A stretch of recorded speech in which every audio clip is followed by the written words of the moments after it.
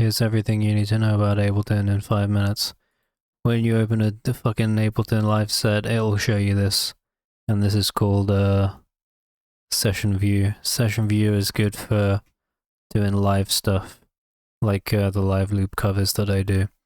So you got all these, these are your like tracks or whatever. I think they're called tracks. Yeah, these are the tracks. So these are just basically telling you what instrument or audio is on here. So let's start with the first track. This is an electric piano I've got assigned to it. To assign something else to it, you go over here to sounds, and then here you just got every sound in Ableton. Just in an unsorted list, but then here's the categories, so you can switch over to piano and keys, and then you can do another category. So say I wanna, okay, let's say I want a flute. There's a flute, so I drag those onto this track, and now this track is assigned to a flute. To play this instrument, if you don't have a MIDI keyboard, you need to click this button up here, which has a picture of a keyboard, and that'll turn your computer keyboard into a keyboard. To play this instrument, you also have to click this little red button, or this button that turns red when you click it. That's the arm button. Every DAW will have one of these, an arm button, to make it so that you can play the instrument. It knows which one you want to play. If you hold control, you can arm multiple tracks and you can play all of these at once, but that's a fucking mess, so we're not going to do that. I'm going to arm this, and now I'm just pressing keys on my keyboard, and voila, I can play this. So if you don't want to do a live loop and you want to do like what you would do in FL Studio, let's see how long I've been going for here. 1 minute 55 seconds. In FL Studio, you just press tab, and then you get over here, and this is basically a timeline like in FL Studio. So to start basically using this like FL Studio, I'm just going to select some amount of the timeline, some of these segments here in the timeline, right click this, and press insert empty MIDI clip, or you can press Ctrl-Shift-M. It might be quicker, but that's going to insert a MIDI clip, and then that's going to bring up the piano roll. And if you want to do this way now, where you're just drawing shit in, then you got it. What the fuck is that? Oh, right. That actually sounded fucking fire. You know what? I'm making a track now. So I'm just gonna drag this out for this long. I want this to. This is cool in Ableton. If you want it to be a certain, like I just hear this, and I've got a BPM in mind. So I don't want. I'd say there's a tap button up here next to where it shows you what the tempo is, and you can just drag this to change the tempo. But I got tuk tuk tuk tuk tuk, and then I'm gonna just highlight this and press Ctrl D to duplicate it. That's pretty important in Ableton.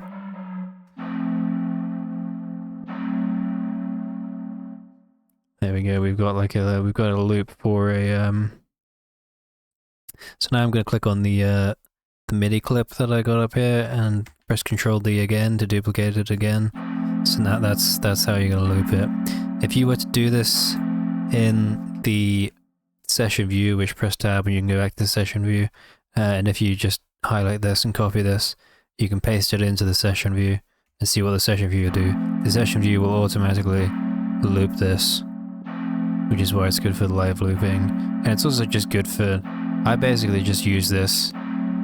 It's a good thing it starts on this, even though you probably won't want to use it at first. But it just automatically loops things, so you don't have to keep pasting them all over the place. So I want to add an effect to this, like a reverb.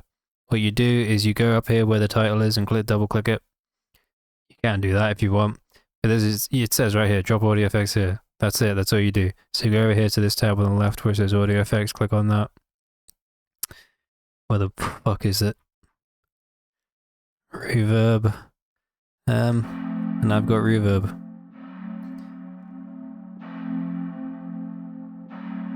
I'm just changing the dry wet here so that, you know, this is just the reverb now. This is just the instrument. This is slightly more reverb than instrument. figuring out what all of these dials and buttons do is going to be the hardest part of learning. Like, I still don't know what a lot of this bullshit does, but they do have presets, so if you can't bother with any of that, then there are some things you can do. Although I think they are mostly balanced to be given to your sends. Sends are also something that are, well, how long have I been going for? 5 minutes and 26 seconds. I'd say we've probably got a lot of stuff that you would need to know. That's basically everything. Effects, instruments, using both of these views. That's it. That's everything. If I want to, say I want to make. So also, this has got to trip you up. This is the last thing I think I'll say. This button allows you to hear this. If this button isn't this little blue button, if that's not ticked, you won't hear this stuff until you play it. Why? I'm just making. This is what I'm effortless genius here.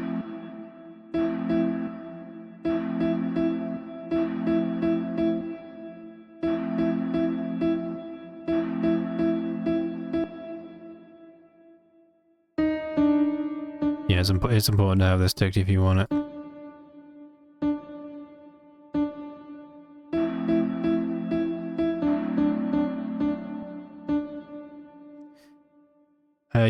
You can go up here and drag it out this way and do it that way if you want, but it's quicker to go over here to this little part which shows you what the length of the clip is going to be.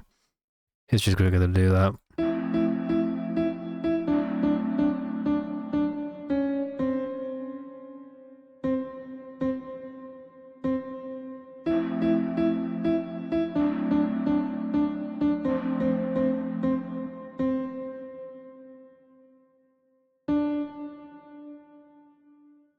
Just to show you, no, I'm just gonna copy this, whatever.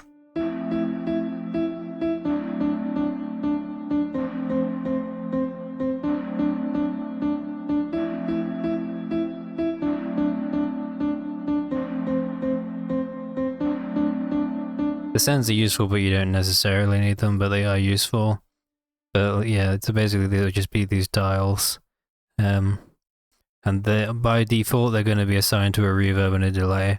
And it's basically just, if I want delay on this track, I can just go down here to the B and turn the dial all the way up. And now it has delay on it. And if I want to change what the delay sounds like, then I'll go over here to this track, which is the delay send. Change it like this.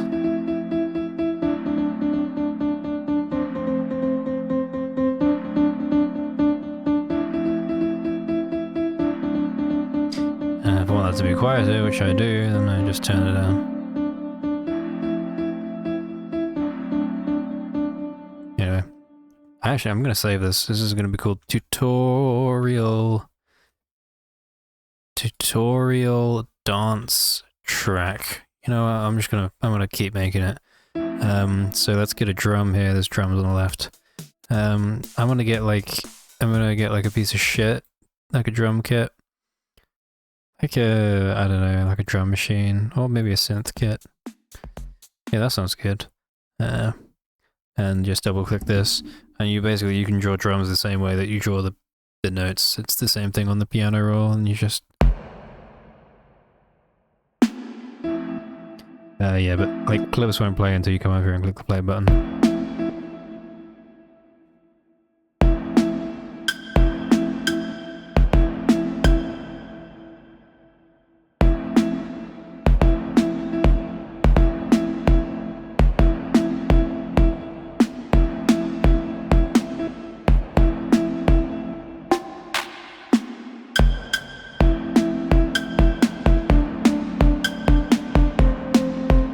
Well, it's actually good.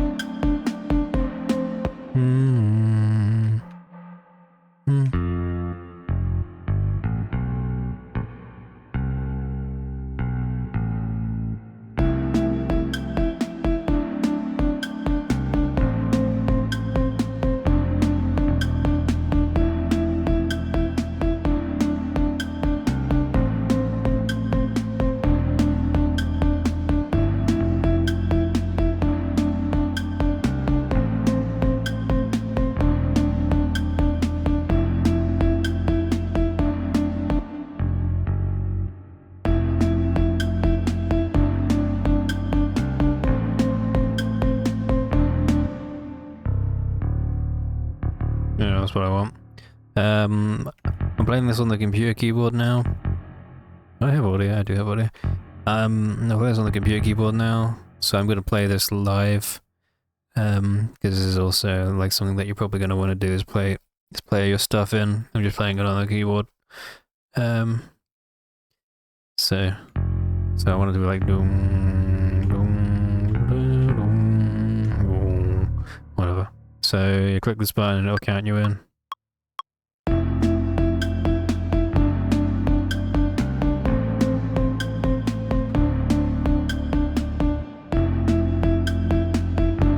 Then double click the clip to get the piano roll to show. Quantizing is where you make it so that the notes snap to the closest actual note, and legato, which is on this little side thing here, will make it so that all the notes touch each other basically.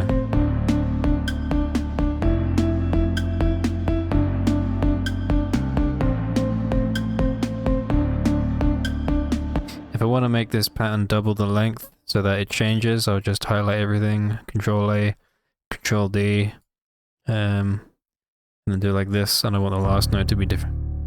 I don't know how I want it to be different, but I want the last note to be different on the second loop.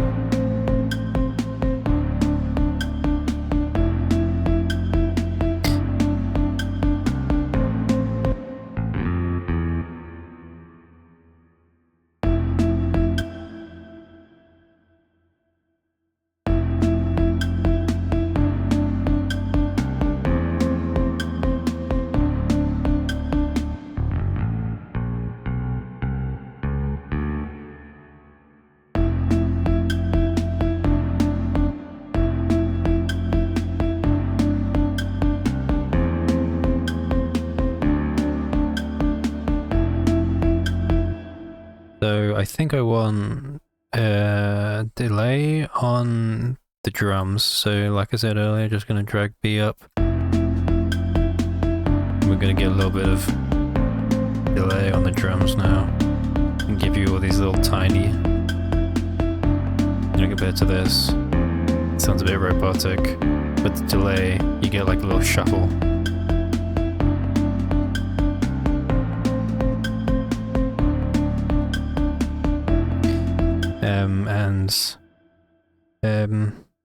For the bass, like for these high notes, they sound like a little bit like tangy is the word I would probably use to describe. So there's like a little bit too much of the high, so there's, it's too sharp. So I'm just gonna put an EQ on here. You can use 8 or 3, I don't know which one you'll have. But 3 is simple if you want to take the high out, and then you just take this gain high knob and turn it down. And the bass will have less high end. No. Although not very much. It's actually kind of sick. It's actually kind of fine like it is. Kind of nice.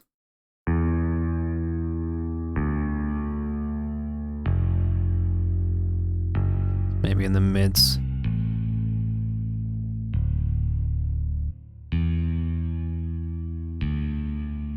But I actually kind of liked it. I kind of liked it like that. Hey, that sounds like hot garbage. Maybe I want less mid.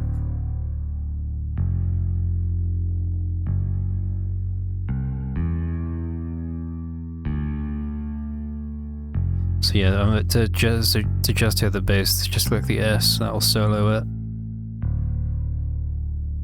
Which is good for like changing effects. Yeah.